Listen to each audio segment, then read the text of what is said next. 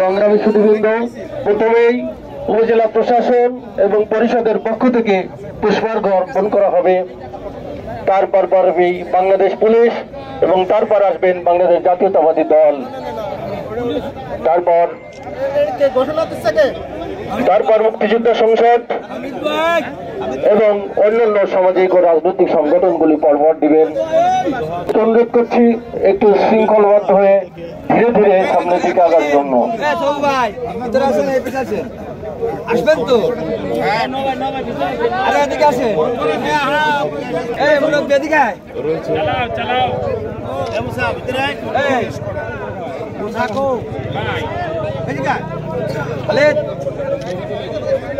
দাঁড়ান, আমাকে দলীয় ভোটারদের সাথে বিষয় না একটু